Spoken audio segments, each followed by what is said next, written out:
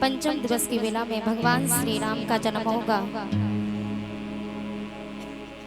सूर्य वंश में, उसके बाद चंद्र वंश की ओर चलेंगे।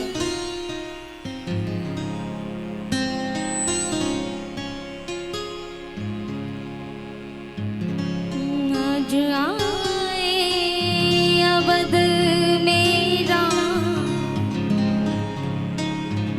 गली में आचा निकला।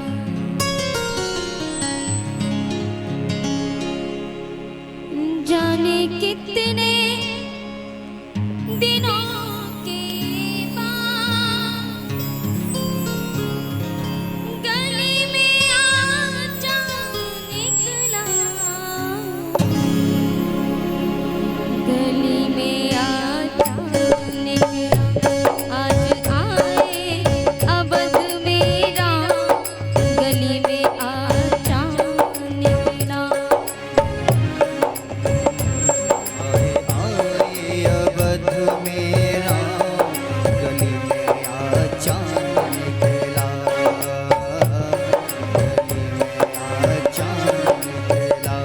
जाने कितने दिनों के बाद गली में आचा निकला। गली में आचा निकला। आज आए अवध मेरा, गली में आचा निकला। अवध मेरा, गली में आचा निकला।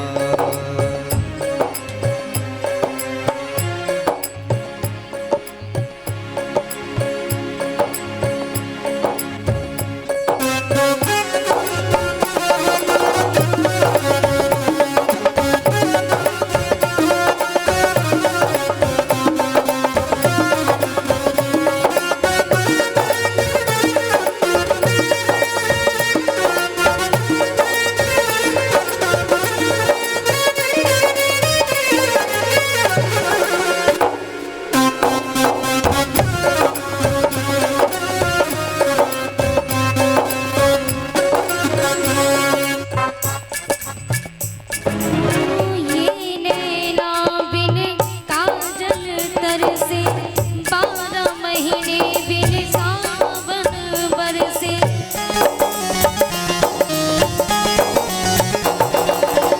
ये नैना बिन काजल तरसे, 12 महीने बिन सावन बरसे। सुनी प्रभु ने मेरी फरियाद, सुनी प्रभु ने मेरी फरियाद। गली में आचा निकला। गली में आचा निकला। आज आए अवध मेरा, गली में आचा निकला। गली में आचा निकला।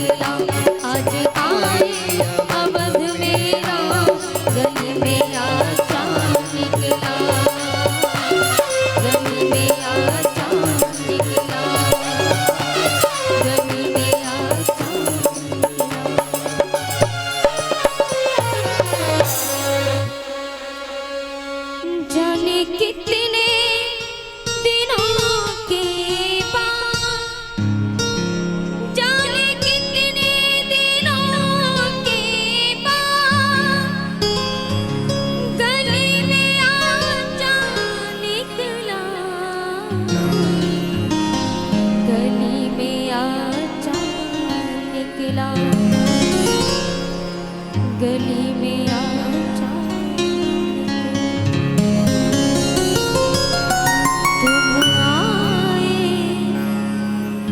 तुम आए तो आया मुझे याद, गली में आ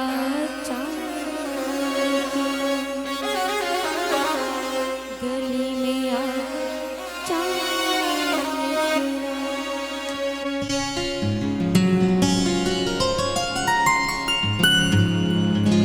बोली राजा रामचंद्र की जय जय श्री राधे श्याम। श्री राधे। आज कथा का पंचम दिवस है और आज की बड़ी सुंदर कथा है। सर्वप्रथम प्रभु श्री राम का जन्म होगा, सूर्य वंश में चलेंगे। उसके बाद चंद्रवंश की कथा, और चंद्रवंश में भगवान श्री कृष्ण का जन्म होगा। भगवान श्री कृष्ण का जन्मोत्सव मनाया जाएगा बड़े धूमधाम के साथ। तो जहां तक भी हमारी आवाज पहुंच रही हो, सभी भक्त जनों से निवेदन है यथाशीघ्र कथा पांडाल में आने की कृपा करें। बोली रामचंद्र भगवान के जय जय श्री राधे। आइए कथा की तरफ ध्यान देते हैं। हरिहर गंगा के किनारे 88,000 ऋषि मुनि बैठे हैं।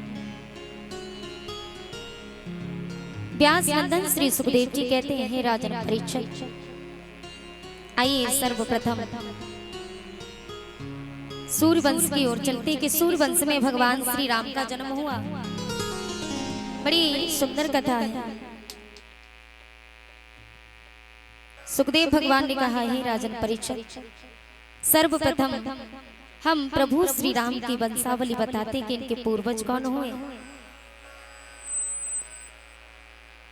और कहा कि अयोध्या नगरी में ब्रह्मा के पुत्र हुए मारीच, मारीच के पुत्र हुए कश्यप, कश्यप के हुए विवस्वान, विवस्वान के हुए वैवस्त मनु, वैवस्त मनु के हुए इक्ष्वाकु, इक्ष्वाकु के हुए कुक्षी, कुक्षी के हुए विकुक्षी, विक्षी के पुत्र हुए बाण, बाण के हुए अनरण्य, और अनरण्य के होते प्रथु महाराज, प्रथु के हुए त्रिशंकु, त्रिशंकु के धुंधमार, धुंधमार के पुत्र हुए युवनाश, युवनाश के पुत्र मानधाता, और मानधाता के हुए सुसंदी, सुसंदी के पुत्र ध्रुव संधि, ध्रुव संधि के भरत, भरत के हुए असित, असित के सगर महाराज, सगर महाराज के असमंजस, असमंजस के अंशुमान, अंशुमान के हुए दिलीप, और दिलीप के पुत्र हुए भागीरथ, भागीरथ के हुए ककस्त, ककस्त के हुए रघु, रघु के हुए प्रवर्त, प्रवर्त के पुत्र हुए संखड़, संखड़ के सुदर्शन, सुदर्शन के हुए अग्निवर्ण, अग्निवर्ण के पुत्र शीघ्रम, शीघ्रम के पुत्र मरु, मरु के प्रसूसु, प्रसूसु के हुए अम्बरीश, अम्बरीश के पुत्र नहुस, नहुस के ययाति, ययाति के पुत्र नाभाग, और नाभाग के पुत्र हुए अज महाराज, और इन्हीं अज महाराज के पुत्र होते हैं दशरथ महाराज। बोलिए सुखदेव भगवान की। दशरथ महाराज, लेकिन आइए जानते कि ये दशरथ महाराज पूर्व जन्म में कौन थे। महाराज दशरथ पूर्व जन्म में एक ब्राह्मण थे। गांव के बाहर विष्णु भगवान का एक मंदिर था। उस मंदिर में 1000 तुलसी दल अर्पण करना इनका नियम था। रोजाना के नियमों के अनुसार 1000 तुलसी दल अर्पण करने के लिए भगवान विष्णु के मंदिर में पहुंचे। लेकिन उन्होंने वहां क्या देखा, एक राक्षसी भगवान विष्णु के मंदिर में रो रही है। भगवान विष्णु से कहते कि प्रभु, न जाने मैंने ऐसा कौन सा पाप किया जो इस जन्म में मुझे राक्षसी बनना पड़ा। इसलिए हे नाथ, आप मुझे इस राक्षस वंश से मुक्त कीजिए, मेरा उद्धार कीजिए। रो रो करके भगवान से कहती है। तो ब्राह्मण देव बड़े ही दयालु थे। ब्राह्मण देव ने 1000 तुलसी दल अर्पण किया और भगवान को 1000 तुलसी दल अर्पण करते हुए भगवान से कहते, प्रभु मैं अपने जीवन का सारा पुण्य आपके चरणों में अर्पण करता हूँ, लेकिन आप इस दुखिया का दुख दूर कर दीजिए। भगवान बड़े दयालु थे। भगवान श्री हरि नारायण मंदिर में प्रकट हो गए। बोलिए नारायण भगवान की। भगवान श्री हरि नारायण मंदिर में जब प्रकट हुए ना, ब्राह्मण देव ने कहा, प्रभु मेरी एक विनती है आपसे, मैं अपने जीवन का जितना भी पुण्य है ना, मैं आपके चरणों में अर्पण करता हूँ प्रभु, लेकिन इसके बदले आप इस दुखिया का दुख दूर कर दीजिए। मुझसे इस बेचारी का दुख देखा नहीं जाता। भगवान बड़े भावुक हुए, बड़े प्रसन्न हुए। ब्राह्मण देव से कहा, हे विप्रदेव, मैं इस राक्षसी का उद्धार तो कर दूंगा, लेकिन स्मरण रहे अगले जन्म में यही राक्षसी माता कौशल्या बन करके आई और आप दशरथ महाराज बन करके आओगे और मैं मैया कौशल्या के गर्भ से राम अवतार लेकर के आऊंगा। ये बात सुन के ब्राह्मण देव बड़े प्रसन्न हुए। आकाश से विमान आया, विमान में बैठ करके राक्षसी प्रभु के परम धाम को पहुंची। भगवान अंतर ध्यान हुए। उसी मंदिर में ब्राह्मण देव ने भी अपने प्राणों को त्याग दिया। ब्राह्मण देव ने जब प्राणों को त्यागा, दूसरा जन्म हुआ, तो दूसरे जन्म में वही ब्राह्मण देव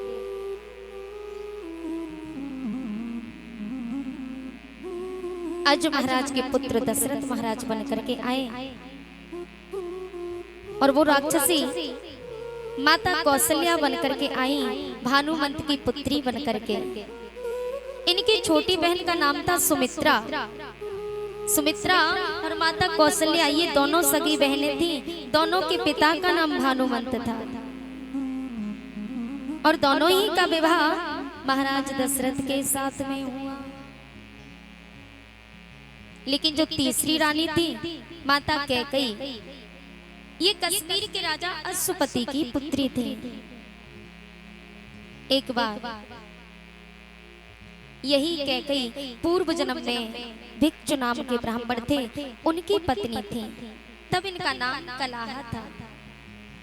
तो कलाहा अपने पति से प्रेम नहीं करती थी, घृणा करती थी। ब्राह्मण देव क्रोध में आ गए। क्रोध में आकर के ब्राह्मण देव ने दूसरा विवाह कर लिया। बोली मुझसे प्रेम नहीं करती, इससे अच्छा दूसरा विवाह कर लो। तो ब्राह्मण देव ने दूसरा विवाह कर लिया और जब दूसरा विवाह किया तो कलाहा को सहन नहीं हुआ। मेरे होते हुए मेरे पति ने दूसरा विवाह कर लिया। कलाहा को क्रोध आ गया। कलाहा जहर खा करके मर गई। एक जन्म तक नहीं बल्कि 4 जन्म तक अधोगति में पड़ी रही। और जब 4 जन्म तक अधोगति में पड़ी रहती है, 5वें जन्म में आकर के इन्हें जन्म मिला।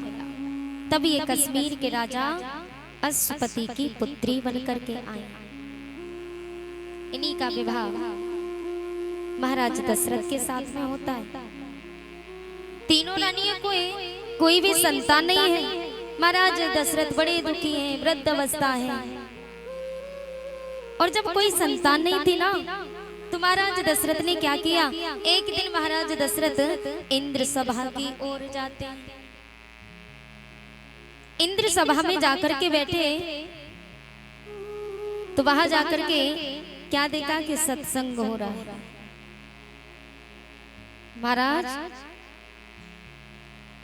दशरथ ने बैठ करके सत्संग श्रवण किया और सत्संग श्रवण करने के बाद महाराज दशरथ जब वापस लौट करके आ रहे थे तो सर की तरफ देखा कि सर पे पगड़ी नहीं है। और सर पे पगड़ी ना पा करके महाराज दशरथ अत्यंत दुखी हो गए। बोले मेरी पगड़ी शायद इंद्र सभा में रह गई। तो वापस लौट करके इंद्र सभा की ओर गए। क्या देखा कि जिस स्थान पर महाराज दशरथ बैठे थे ना, उस स्थान को इंद्र ने साफ करवा दिया, पवित्रीकरण करवा दिया। महाराज दशरथ ने ये नजारा देखा कि जिस स्थान पर मैं बैठा था, इस सभा में तो अनंत लोग बैठे थे, लेकिन किसी को साफ नहीं किया। लेकिन जहां मैं बैठा था उसी स्थान को पवित्र करवा दिया, पवित्रीकरण, गंगा जल छिड़क के। पूछने लगे देवराज एक बात बताओ। हाँ राजन पूछो। बोले जिस स्थान पर मैं बैठा था उस स्थान को तुमने साफ क्यों करवा दिया? इंद्रदेव ने कहा राजन यदि तुम्हें बुरा न लगे तो हम बताओ। इंद्रदेव ने कहा कि राजन जो भी निर्वंशी राजा, जो संतानहीन राजा हमारे दरबार में आके बैठता है, हम उस स्थान को साफ करवा देते। यारे ये बात महाराज दशरथ को लग जाती है।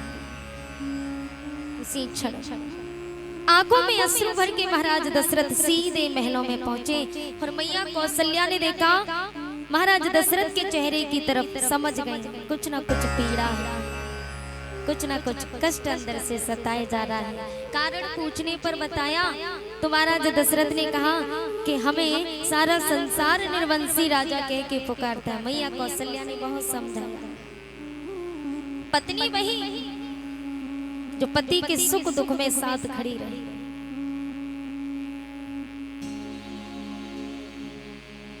स्त्री पति के लिए उसकी जीवन साथी होती है, मित्र होती है, साथी होती है, दोस्त होती है। और पति यदि गलत रास्ते पर चले तो पति को सुधारना चाहिए। भगवान श्री राम का जब विवाह हुआ था ना, तो माता सीता प्रभु श्री राम के जब वो गले में जयमाला डालती है तो प्रभु श्री राम के चरणों को स्पर्श किया उन्होंने। और जब चरणों को स्पर्श किया ना तो प्रभु श्री राम ने माता सीता को उठा लिया। कहा सीते ये क्या कर रही है? तो माता सीता ने पता है क्या कहा? बहुत सुंदर बात कही। प्रभु मेरी माता जी ने कहा था, मेरी माँ ने कहा था कि पति परमेश्वर होता है तो पति के चरणों को स्पर्श करना चाहिए। प्रभु श्री राम ने कहा वो बात ठीक है, लेकिन आज हम भी आपसे कुछ कहना चाहते हैं। प्रभु श्री राम ने कहा तो माता सीता बोली कहिए प्रभु, इस दासी को आपके लिए क्या ये दासी कर सकती है? इस दासी को आपकी आज्ञा मंजूर होगी। प्रभु श्री राम ने कहा कि सीता पहली बात तो ये कि तुम मेरी दासी बनके नहीं बल्कि मेरी मित्र बनके, मेरी जीवन संगिनी बनके मेरे सुख दुख में साथ दोगी। और मैं यदि गलत मार्ग को पकड़ूं ना, गलत रास्ते पर जाऊं तो तुम मुझे रोक देना। माता सीता को ये बात बहुत अच्छी लगी, प्रसन्न हो गई। तो पत्नी कैसी होनी चाहिए? माता सीता की भांति। माता सीता लक्ष्मी अवतार है और इस संसार में जितनी भी स्त्रियां हैं ना वो लक्ष्मी स्वरूपा हैं। तो लक्ष्मी जैसे गुण भी होने चाहिए प्यारे। ये बात मैं आगे बताऊंगा। जिस समय माता कौशल्या ने महाराज दशरथ को समझाने की चेष्टा की, समझाया, लेकिन महाराज दशरथ अत्यंत दुखी है और दुखी होकर के गुरुदेव के पास में गए।